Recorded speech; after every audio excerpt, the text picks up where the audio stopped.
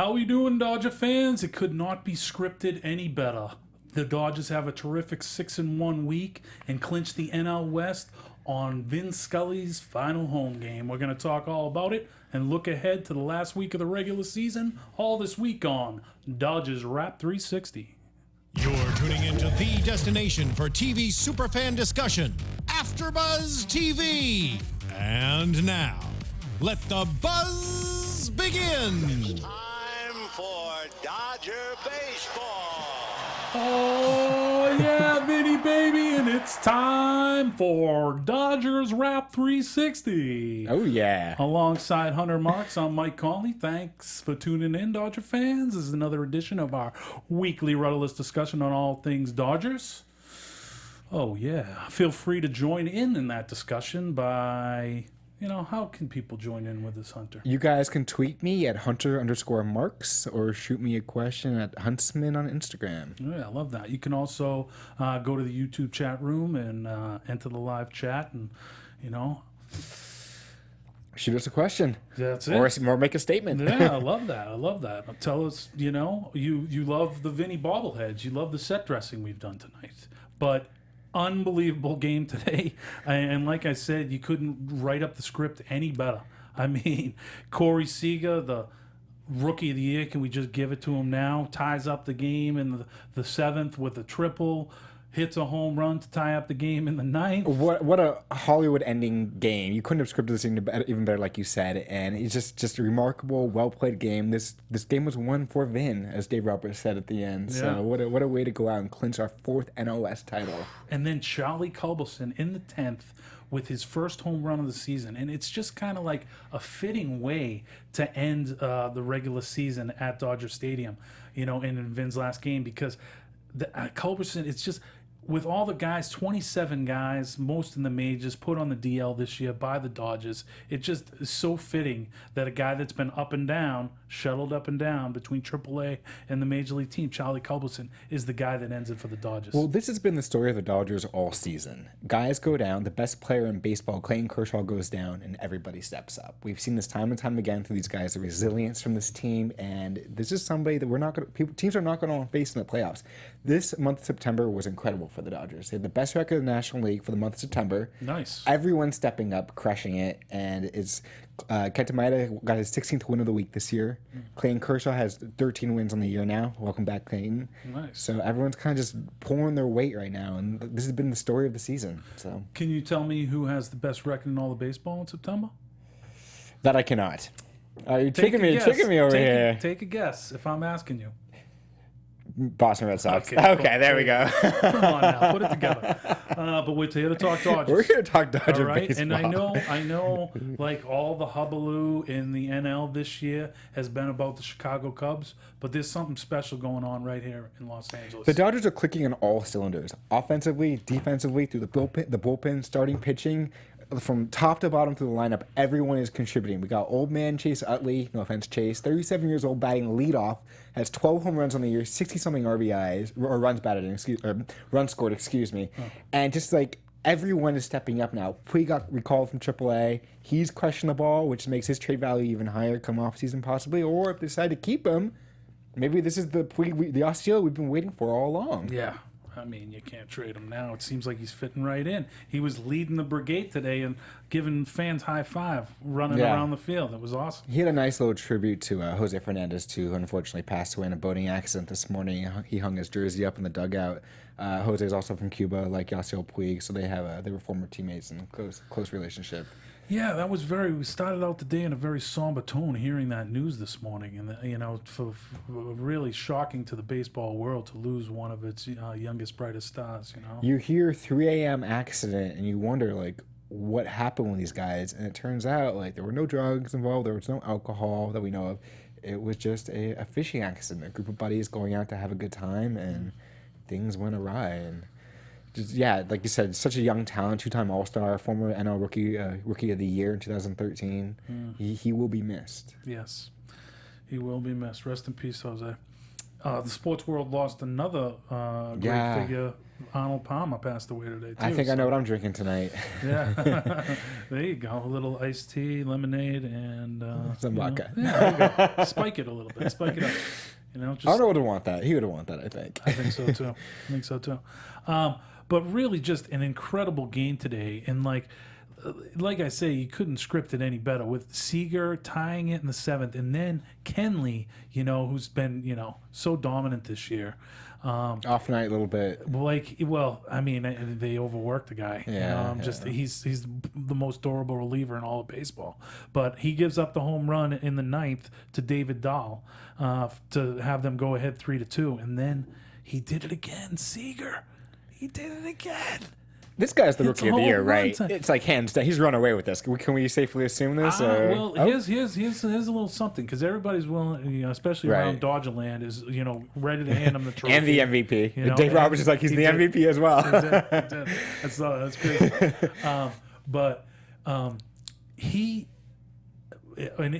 ever since like his two closest competitors, the other shortstops, Trevor Story and Great player. Almiz Yeah. Diaz from the Cardinals, they got injured like 6 weeks ago. You were like, okay, it's Seager's to take down. But an interesting guy who was a little bit of competition for him, his very own teammate, Kenta Maeda. Yeah. I mean, you know, with his win last week, this week he improves to 16-9. Kenta's, you're good. Yeah. You know, and that leaves him one short of the Dodgers rookie record for wins behind. Who is that behind? Tell us in the YouTube world if you can. Who had 17 wins as a rookie? I'll give you the year if nobody gets it, but you know. I actually saw this back to trivia, and did? the name is escaping me, but I have an idea. I think I have like an inkling of who it might be. It's an old timer there, so you guys might want to reach into your history books. A little hint there. And it was incredible after the game, and even during the game when Dodgers were coming to the plate, they were looking up to Vin and tipping their helmet so and sweet. stuff, and it was great. You know, and you know, after the game, they're out there, and they also kind of like all looked up on him, and like from the stand, like splashing champagne on everybody. And it's like, I thought there used to be a rule, is like you had to keep that into the locker room, but You know, they that were was doing it right out there in the right on pitcher's the mound. field. You know, better. I guess better than jumping into a pool in at Chase Field and like the Arizona Diamondbacks that one year, where that caused a little bit of a ruckus. I guess better than jumping into a pool. But that was such a sweet, tender tribute. Yeah, like you said, every guy coming to the plate, giving Vin a little wave, and you know, Vin is on record saying that we've meant more to him than he has to us. That's just not true. Yeah. That's just not true. He's such a sweet guy, but the fact is he's meant more to us than any. When I think of Mr. Dodger, like he is Mr. Dodger. He's Dodger. He's Dodger baseball. Absolutely, and then he like played a rendition of him singing, I believe. It was a song to his wife of him singing that excuse me for saying the balls of this guy for wanting to share this with the entire stadium. Like I would have been like that if that was me. Like this is staying between me and my wife, especially for "The Wind Beneath My Wings." Was that Bette Midler song? Right. But yeah, and so the whole stadium was there singing with him, and the guys were, and that was just a really special tender moment. Yeah, that was good. Oh, somebody in the YouTube world, Joe Nelvlogs, said "The Wind Beneath My Wings" made him a little teary. And I hear you. You know, it wasn't a dry eye in the house. Yeah. I'm not a Dodger fan by birth, but I was welling up a little bit. I mean, Vin Scully, you know. Unfortunately, he's the soundtrack of even my life a little bit with the first time a baseball team broke my heart back in '86. We're talking about Bill Buckner. Little roller up along first behind the bag, gets through Buckner, here comes night, and the Mets win it.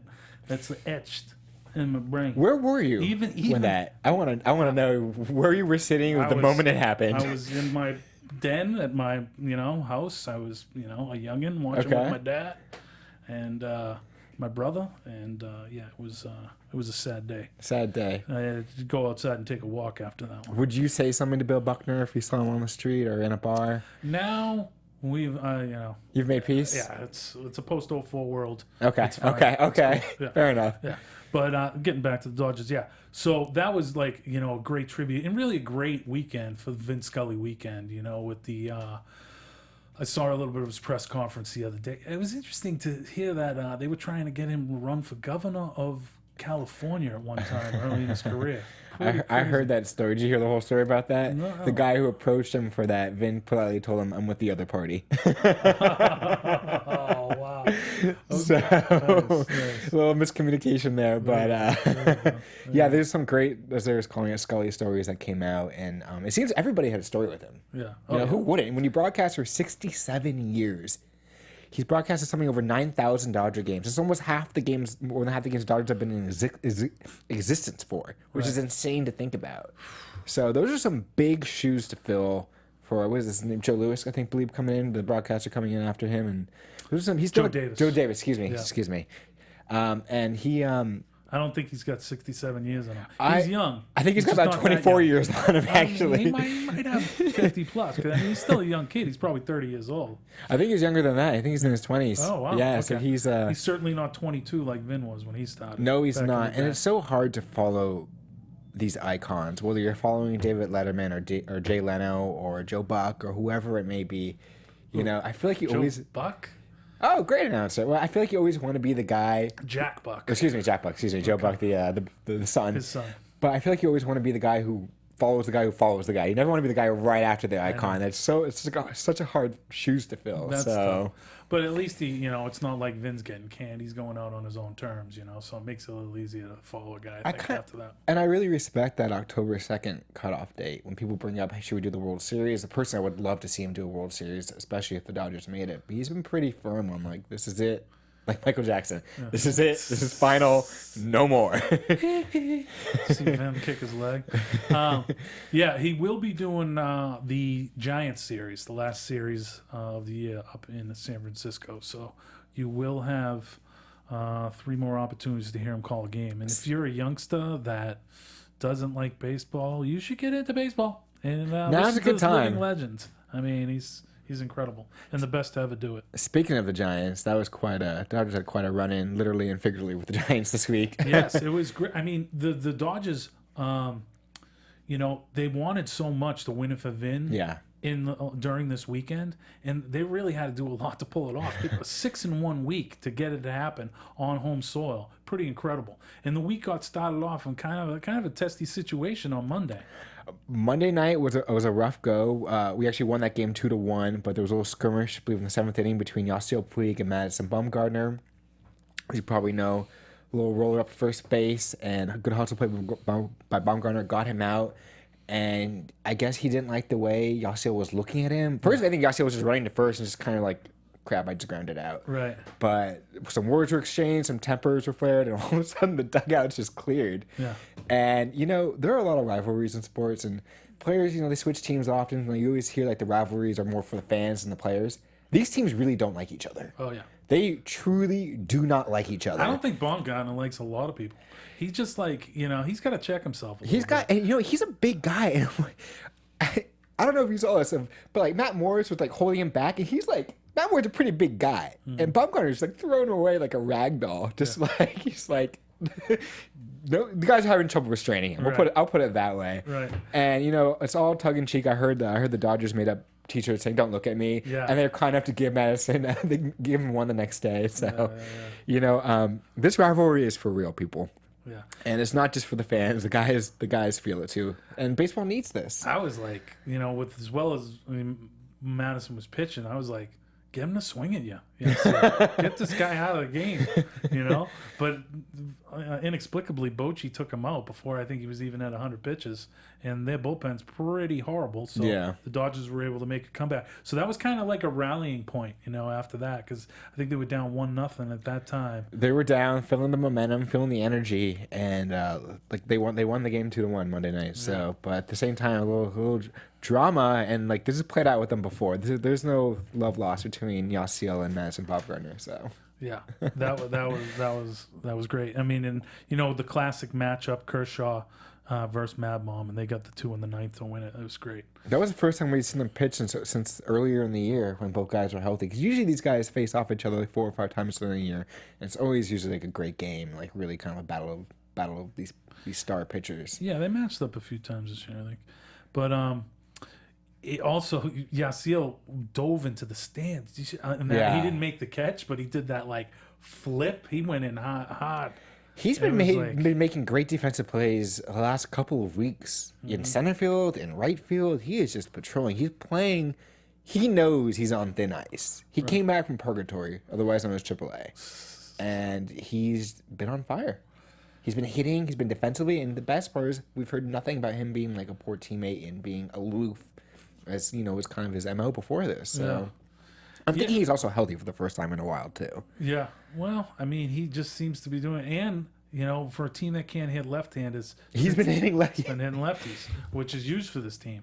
So, I mean, I think he's got 4 home runs off of lefties since his recall. Yeah. So, and he had a heck of a game the other night where he hit that bomb in the first inning off of Matt Moore, another lefty. So, it's good to see the Dodgers, who, although collectively as a team, they're hitting like 210 versus lefties this year, they kind of busted out a little bit with 5 first-inning runs the other night off Matt Moore in the finale of that Giants series, and able to take 2 out of 3 from the hated Giants. And it's like I think Vin said it too. It's like it's Yasiel's night, because he not only did he have that 3-run bomb, but he had that great over-the-shoulder catch where he kind of ran up the wall, Bo Jackson style, a little bit. It was Little pretty Griffey cool. Bo Jackson, yeah. And then, in the first inning, he threw a rope that Ruiz couldn't handle. He would have had the guy at the plate. It would have been another one of those incredible Puig throws, You know who's actually been playing pretty well, too, in the outfield? Was the guy that we traded for Reddick, or that we got Reddick in the whole Puig debacle. Not debacle, but you know what I mean. And Reddick has been hitting, A. B, been playing outstanding defense. Yep. He grilled a guy the other day at the base, and he's just been patrolling and playing really good. The Dodgers are hitting on all cylinders right now, from top to bottom. So yeah, I mean he had a in the big Kershaw win the other night when they scored 14 runs for him Saturday night. He had a grand one slam. home run, but in that game too, by the way. Oh, there was a home run. Yeah. Oh, one Kershaw? home run. Yeah, there's one home run in the 14 win game. Oh so yeah, that, that kid, a rookie for them, who was like from Valencia. He yeah, hit the home run. exactly. It was crazy. Chatsworth High School. Yeah. There you go. You know who else went to Chatsworth High School? Dewey Evans. Woohoo! Shout out for the Sox fans. Reddick, yeah, he had a grand slam in that one, going 3 for 4. He is hitting like almost 400 in the month of September. It's ridiculous. He's This has hitting, been the greatest month ever. Like what a time to peak. It's pretty crazy. They're now 8 games up in the NL West, so they've now clinched, but they're 8 games up, and the Giants are just faulting right now. And the Rockies, I gotta say, they played the Dodgers tough this series. They have nothing to lose. And I've been saying this all year. It's always the Rockies at the end of the year that have worried me. And we did take this go 6-1 this week, but they were hard fought games. So. Yep. Aside from that Saturday one. Yes. Yeah, I mean, and they were able to put the sweep on the rocks, and they needed every one of them if they were going to win it at home for Vin, like they did. So that win for Vin motto is kind of becoming the mantra of this team. That kind of started maybe 6 or 8 weeks ago when Yasiel had those cleats made up with Vin's face on them. And they say win for Vin. Yeah. He actually presented those to Vin, and that's been kind of a little bit of the motto of this team moving forward. So it's pretty fantastic. Yeah, the Dodgers' 4th straight NL West title, the only NL West team to win 4 straight. This is the sweetest one, personally, as a Dodger fan as myself. This is the sweetest one. New manager, pretty much a new team. So much adversity this season. Like Kenta Maeda was the only Dodger starting pitcher to not go down this year on the DL. Mm-hmm. And that's just the way this team has been able to bounce back and just use these Charlie Culbersons and use these Rob Sedgwicks, if I mispronounce his name. Sorry, Rob. That's a little tongue twister. But they're finding these Andrew Tolles, these guys, these diamond in the roughs, who just have been such compliments to this team. Because you still have the Corey Seager, who's a second year in the Dodgers, but it's like his 28th year. You still have Adrian Gonzalez, so you have like that veteran presence, and then these new guys have really fit in seamlessly. Yeah, Andrew Tolles especially has really impressed me. He's even when he sits the whole game, he'll in a pinch hit, he'll get a hit. Yeah. And that's the toughest thing to do maybe in all of sports, is to be cold and then come in and face a guy, a major league pitcher, probably throwing mid-90s, and to try and get a hit off him. And he's been great. And some of those Rocky pitchers in this series were throwing some serious heat. Mattis and Gray, these guys were, or excuse me, Bettis. They were throwing 96, 97. So the Dodgers were really facing some like good young guns. Yeah. But they weren't hitting the zone, which helped us a little bit, but actually that helped us a lot. But this Rocky team is a team on the rise. So they are. I think they finally got smart and like realized, oh, the ball doesn't break in Colorado, so we have to just get flamethrowers in here. And so Gray and Bettis and Anderson, those guys are all going to be good pitchers, I think. So well, they really started these guys really came through the farm system, which is the best way to grow your team, especially when you've been rebuilding, which feels like the Rockies have been rebuilding even when they made their World Series appearance. Like they're always rebuilding every other year. So right. So I'm actually glad to see them like on the right path, and hopefully they'll be competitive next couple of years. Cool. Oh, we got some people shouting out from the YouTube world. Yeah. We touched upon the "Don't Look at Me" moment. That was great, and a catalyst to this great week that the Dodgers have had because didn't back down. Yasiel went right back at him, and like not only did it turn around that game and get them a 2-1 win when they were down 1-0, but that kind of sprung them into a week of going 6-1, taking 2 out of 3 from the Giants, and then sweeping the Rocks. So that was great. It was so funny because Vin Scully was actually great at doing the lip reading of what the guys were saying on TV. Did you see that of the Baumgartner Puig fight? He was able to like read what the guys were saying, and like he was kind of giving his Vin. He was giving like his classic Vin take. It was like he's saying, "Don't look at me." Yeah.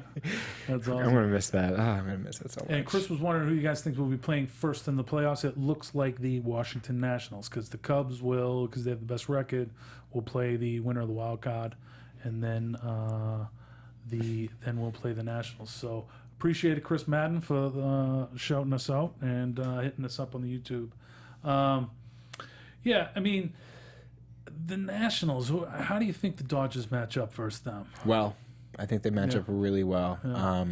They got a lot of good pitching, a lot of good starting pitching, and they can hit. Like they're, maybe I said that a little too prematurely, but I'm feeling really confident for this Dodgers team right now. Yeah. My only worry is actually going into this week, knowing that we've clinched, and like the biggest fear is guys kind of like taking a step back and maybe relaxing a little bit. Right. And I want them to be healthy, and I want them to rest, but you don't want them to take that foot off the pedal. Yeah.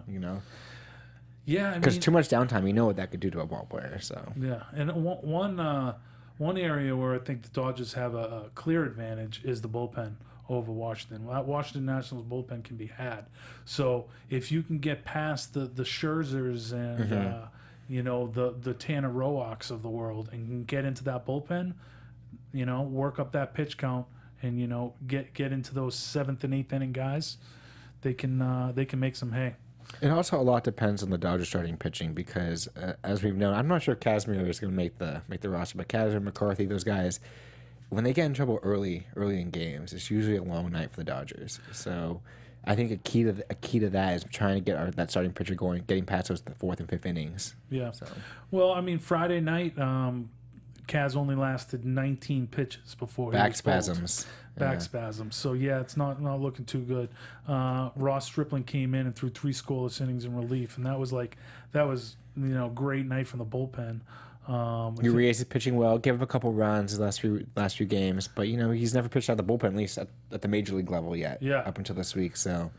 Yeah, I was kind of a little surprised to see him in that blowout, but I guess it's just like getting his kind of feet wet in that new role, and but that kid is incredible. They're just kind of slowing down his innings pitch count. So he was warming up today in the first inning. It was 97 in LA. For those of you who are tuning in, don't live in Los Angeles. It was a hot day today, and all of a sudden I was like, "Is McCarthy hurt? Like, what's going on with that?" Because you see Ruiz warming up in the first inning. We don't know if he just wanted to get loose or what was going on there. A little for me at least, scary moment because we know of the arm issues McCarthy's had this past 2 seasons. So glad to see him go back out for the 2nd, 3rd, and 4th, or 5th inning. Yeah, he pitched decent. It didn't factor in the decision, but he went 5 1/3 and only gave up 2 runs. So he pitched well. This Dodgers left a lot of runners stranded this game. I can't tell you how many guys that we left stranded on 2nd and 3rd. I think I saw about 3 or 4 times this game. So there's all the heroics and the fandom was actually done later in the game from the 7th inning on. Yeah.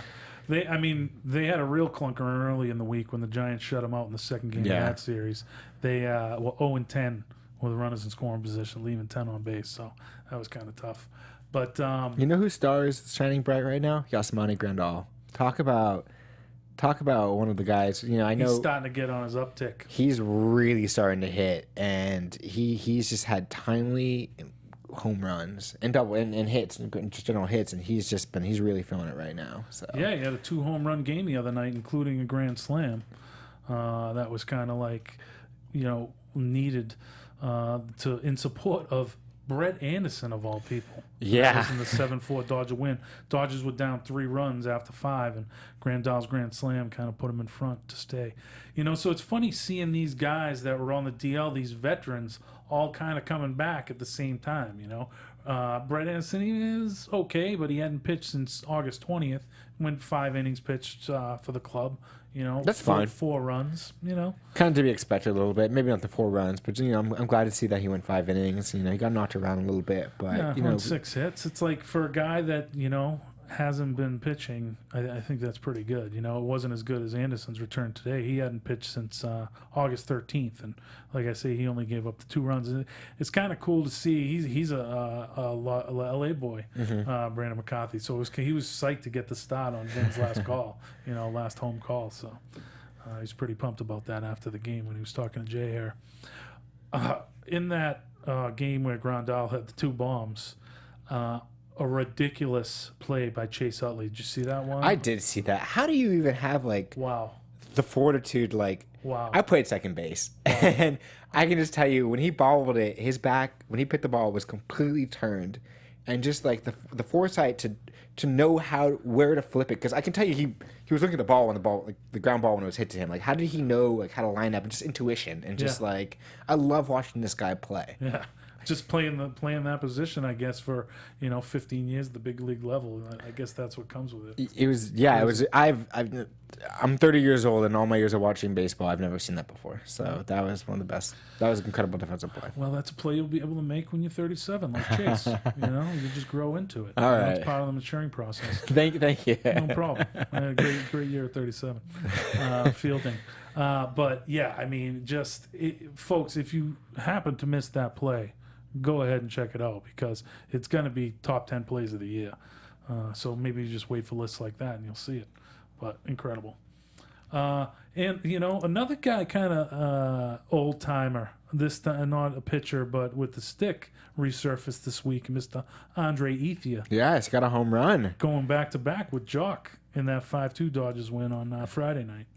Yeah, I had to eat some crow on this in the last show, as Josh pointed out that I said Ethier was not going to be back in a Dodger uniform this year. Yeah, hey, I will walk that one back, Andre. Good to have you back. Listen, he's been a Dodger for 7, 8 years now. However, he's been a Dodger his entire career. He got traded as a minor leaguer with the Oakland Athletics to the Dodgers. And he's probably 10 plus. He might be 10 plus. Yeah. He might be 10 plus. But he was so important, such an integral part of that team for so long that I'm just happy to have him back. And whatever veteran leadership or capacity, platooning from the bench or whatnot, whatever he brings is only going to be positive. So welcome back, Andre. Yeah, it'd be interesting to see if he makes a playoff roster. He might. I'm actually thinking he might solely for one. We might Hitting need that. lefties. We might need that left-handed bat. And 2, he's this guy who's been around. He's been around for all 4 and now NL West championships. He's been around for every time we've gotten knocked out of the playoffs. So this is a new group, new team, new season, new manager. So I'd like to see him on the roster.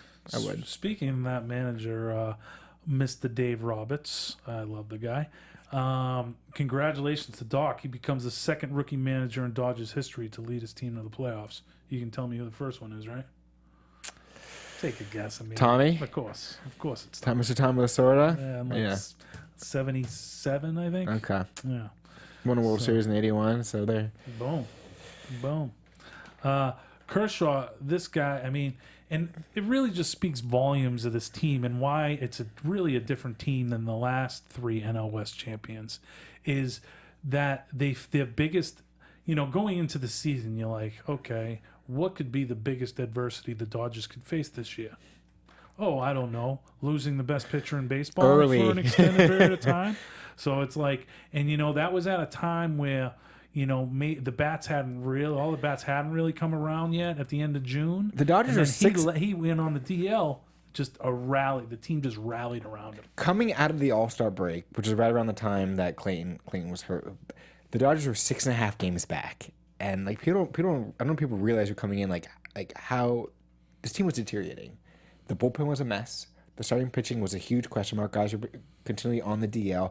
Offensively, Grandal wasn't hitting. A lot of guys weren't performing offensively, and just the mountain these guys had to climb while plugging holes as people went down. It's just this is the season of adversity, Yeah. more so than I've ever seen in a long time. So this has really been incredible, and Dave Roberts deserves all the credit. I didn't know how he was going to be as a first-time manager. Obviously, none of us did.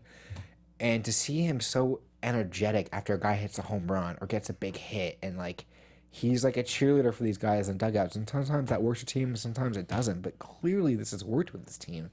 And just with the guys being so many young players on the roster, like they've really just feeding into him, and he's just been an absolute joy, and he's making good decisions. Right. So, I think what he brings to the team is, that consistency.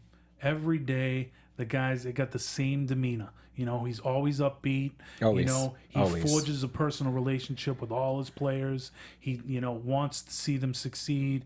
And like during the celebration and, in between wiping champagne out of his eyes, JT was talking to Jay here today in the post game, and he was giving Doc proper credit, about sticking with him, because JT's first 2 months of the season were pretty horrible. Rough go. And then he stuck with them, kind of come out of it a little bit in June, but then once that calendar hit July, he just took off and really carried the team for like the first 3 weeks of July. He's sitting on 27, 28 home runs right now, and he's been crushing it. He's going to be a free agent too. So. Yeah, hopefully the Dodgers will be smart and keep him. Well, I mean, he's going to command quite a bit. He is, so it's like it's going to be interesting. It's like they got to maybe try and get him at a hometown discount. If they can throw, 4 at 65, 70 out there, and hopefully that's enough to get him back in the fold. It'd be great. But that does kind of bring around to as you're talking about all the guys on the DL and on the pitching staff, and you mentioned earlier the one constant being Kenta Maeda. That kind of brings us back to our little question out there, because he's 16-9 right now. The rookie record for a starting pitcher is 17 wins, and that was in 1977, and it was Rick Sutcliffe. Okay, Rick. Yes. Long time Major League pitcher. Oof, long time, yeah, and now broadcaster over at ESPN. Long time Cub as well. So. Yeah. And good company to be in. Yeah, I mean, go Cubs. I like that. All the hullabaloo and all the attention is on the Cubs, because these Dodgers can kind of stay under the radar a little bit, and boy, they got something special. How much under the radar can they be now, though? People like. Well, I mean, it seems like every day there's a different Cubs milestone that's coming up, so they kind of focus on that. Like they're gonna be up to 100 wins. I think they're 99 wins, so they're closing in on 100 wins. It's like, okay, do that, no problem. The Dodgers will hang at. I could 90 and 66, no problem. I could see Maeda potentially stealing this Rookie of the Year away from Corey. I think it's Corey's, but wow. I could kind of see it a little bit. He's having a great year, 16-9. He's getting the ERA in the low threes. It's like durable. It's pretty good. And it was durable. And I think they were really smart with him, kind of in the second half of the season, of giving him an extra day off whenever he can, and which he's a little more used to, because in Japan they pitch once a week. So this is the most innings pitched he's ever gone. So, and obviously we're going to need him, because that, rotation moving forward, you would like for it to be Kershaw, Rich Hill, and then Kenta Maeda. So. If they go with 3, so if they go with 4, I don't know who that's going to be. If Urias is pitching out of the bell, maybe Jose De Leon, who's looked good. Yeah, I would love to see the Vegas odds on the Dodgers and their chances right now for the World Series. It'd be interesting. We were talking a little bit about that in the Red Sox program that precedes this, and no comment. Well, no, but Ben had some stats. He said the Cubs were 21% on some website to win. They had the Red Sox at 22%. It's crazy. But the Dodgers he didn't mention, so I think they're in the teens or Okay, something. well, the Red Sox, if I may be mistaken, I know it's a Dodger show, but they're on an 11-game winning streak. They are on an 11-game winning streak. They're the hottest team in baseball right now. But Big Papi doesn't hopefully age. they can stay under the radar. You know? Papi doesn't age. Is this it for him? crazy. I know it's a Dodger show. Is this it for him, though? Like, Yeah, he's going to be. you think so? Okay. For a 7 o'clock game, he has to get to the clubhouse at noon to start doing his Oh, wow. thing. Okay. You know, all the stuff, You mean the the nap, trainers the eating? have to get him through. More like the Massage. massage and like, you know, tub and all this stuff. So, Right. But, yeah, I mean, I just can't get over how great, you know, today's game went. And, you know, Brandon McCarthy was kind of forced into it because Rich Hill was supposed to go today. But there was a recurrence of those blisters. So that's another thing. It's like, we got to get that guy right. So, you know, now that we got the division in the bag and, you know, aren't really going after best record, he's not going to pitch again, I would think, you know. But he's got to, you know, stick his hand in pickle juice or something in order to, like, toughen up make those blisters calluses because they're definitely going to need him. Well, this is good news for the Charlie Culbersons of the world, where they're now going to have this whole week, this last series, to really kind of shine and, like, see if they can make this 40-man roster come playoff time. And you know what? After today, maybe he's got a good shot there. You know what is also great and like just another great part of the script? Charlie Culberson is a former first-round pick of the San Francisco Giants. I love it. Right? I love it. Adds more salt to the wound. Yeah. So it's like, and in San Francisco, because they've been, you know, really sputtering and been the worst team in baseball after the All-Star break, they could find themselves out of the playoffs because right now the Mets are ahead of them for the first wild card, and St. Louis is right on their heels. We've got the same number in the loss column, 74, and San Francisco's got one more win. So it's going to be interesting. San Francisco goes to Colorado, I believe. Oh, no, they host Colorado next. But what's up for the Dodgers this week? They go to San Diego for 3. San Francisco. And then San Francisco for 3. Tomorrow's an off day, so there's going to be a lot of hungover Dodgers or still drinking Dodgers tomorrow, Monday. Well, they've played every day this week. They deserve an off day. They need to rest. Yeah. Last image I saw of them today was the beer goggles on champagne, and I saw they even gave Vin one with his little missing hand here. But so he was having fun with it. And we love Vin. Oh man. What was your favorite? Do you have a favorite Vin moment? Or I mean, the one that's etched in my brain is the one I already said. But then that's not your favorite moment. That's just like the iconic moment. I don't really think I can proffer up one because I'm not like in my blood a Dodgers fan. But I was rooting for the Dodgers in '88 because the A's. I hated that A's team because they swept my Red Sox. But so it was definitely, and the Dodgers was such huge underdogs in that one, so I'd have to say it's Colin Gibson's homer. Plus, it was so great. I was I was too young for obviously Sandy Koufax and the Don Larson perfect game, but I did see Clayton Kershaw's no hitter, right? And I do very much remember Hideo Noma's no hitter and him calling that. So that's true. It was really kind of iconic. Well, we got to take off. Anything you want to say in 10 seconds or less before we get out? Yeah, I just want to see the Dodgers, keep the foot on the paddle and not kind of let up. This is the kind of the time where, guys maybe feel a little easy and you should take a rest, enjoy the moment, but at the same time, get ready for Dodger playoff baseball. Charlie Culberson's going to get a lot of at-bats this week. He certainly will. All right, gang, that's it. Dodger fans, thanks for tuning in for another edition of Dodgers Wrap 360. For Hunter Mox, I'm Mike Conley. Go Dodgers! Go Dodgers. Thanks, guys. We love you, Vin. Love you, Vin. Rest in peace, Jose. Rest in peace, Jose. Rest in peace, Arnold.